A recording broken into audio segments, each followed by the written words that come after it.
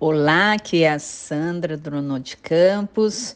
Hoje a gente vai para mais um emocionante episódio da vida de Sarai, que se fosse para ter um nome de filme, a gente poderia chamar é, The Woman Out of the Little House, né? A mulher fora da casinha. Nesse episódio, a gente vai contemplar uma postura de desespero e de desolação na vida de Sarai. Que esse capítulo 16, ele traz a passagem onde ela desiste de esperar na promessa, né? E oferece Agar para se deitar com Abraão e gerar um filho para ele, que através da escrava ela teria a família que ela tanto esperava e que possivelmente seria a promessa do Senhor. Então a gente tem várias lições desta passagem, que depois vocês podem visitar ali, Gênesis 16, do 1 ao 6, mais precisamente. Quem quiser se estender e ler todo o capítulo é bem emocionante, né? Porque depois nós vamos ver lá também as experiências que Agar teve. Então, nessa passagem, amados, nós vemos ali que Sarai, ela não confiou que a promessa se cumpriria através da vida dela. Ela se deixou vencer pela ansiedade e precipitação. Quando ela percebeu que ela não tinha recursos físicos para conceber o filho que tanto desejava, ela concebeu uma estratégia trágica de consequências avassaladoras, dividindo a descendência de Abraão em duas sementes, que temos aí, né, esse palco tenebroso de conflito entre o mundo árabe e Israel, né? Que são os descendentes de Ismael e de Isaac. Também ela permitiu que outra mulher conhecesse a intimidade do seu marido, do seu amor, e gerasse um filho para este homem. Essa parte eu pulo, eu acho que eu ia estar com desfibrilador, de verdade. E também, pela atitude dela, Agar foge para o deserto, porque depois que Agar engravida, recuperando um pouquinho da história, Agar começa a ser hostil e desprezar Sara dentro da casa. Então, eu fico imaginando o clima que devia ter naquele lar. Uma mulher estéril e envelhecida, com uma escrava jovem e grávida do seu marido, por iniciativa dela, por não ter descansado e acreditado na promessa do Senhor que se estendia sobre a sua vida, um marido aborrecido, com uma mulher amargurada reclamando da escrava o tempo todo para ele, um marido que renunciou o seu papel de cabeça do lar, entregando a escrava ao que a Sara decidisse fazer, quando ela reclama para ele, né?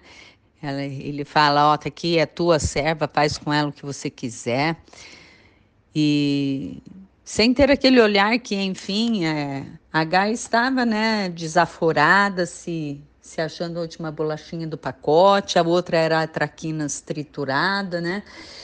E daí todo esse conflito de duas mulheres numa situação, numa tensão desta. Nós podemos ver que devia ter uma aura de desesperança e os conflitos deviam ser tão profundos que, gente, sinceramente, quando nós não descansamos na palavra que o Senhor deposita sobre nós, as consequências realmente elas são trágicas, né? E não suficiente tudo isto, todo esse contexto, quando Agar foge, veja, Agar ela era uma egípcia, ela não servia ao nosso Deus. E com toda essa situação, ela foge grávida, vai para o deserto e ela tem um momento com o Senhor. E veja, essa mulher, ela dá um nome para Deus, gente. Pensa no grau de liberdade, Agar. Chamar Deus do Deus que me vê. E Deus realmente olhou para ela, né?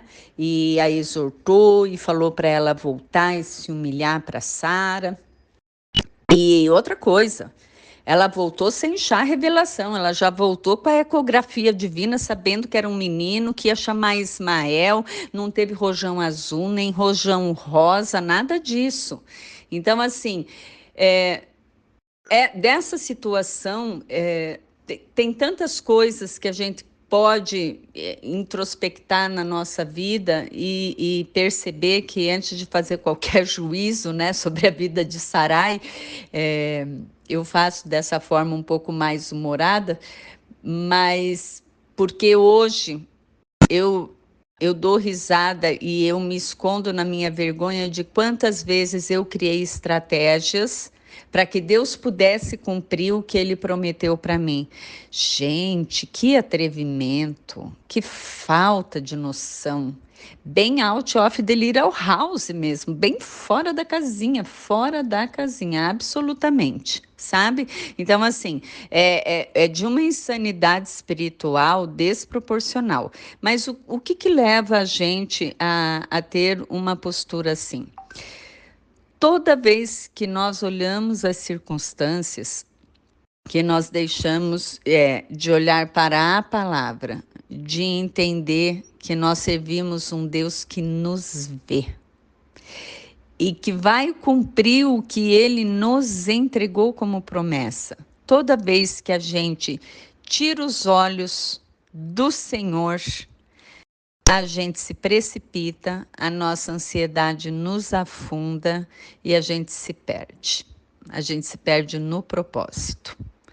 Aí a gente perde a esperança, a gente perde a expectativa, a gente vive na angústia e a gente tem uma situação de amargura, porque os frutos da nossa ansiedade sempre são muito amargos. Então eu queria compartilhar isso com vocês, para que vocês meditem sobre quantas promessas o Senhor fez sobre a sua vida que ainda não se cumpriram. Quanto tempo você está esperando? E o que você está fazendo durante essa espera? Então, assim, não crie estratégias fora da palavra. Não busque atalhos para o nosso Deus. Ele é soberano, ele é toda a autoridade sobre as nossas vidas e os planos dele são perfeitos.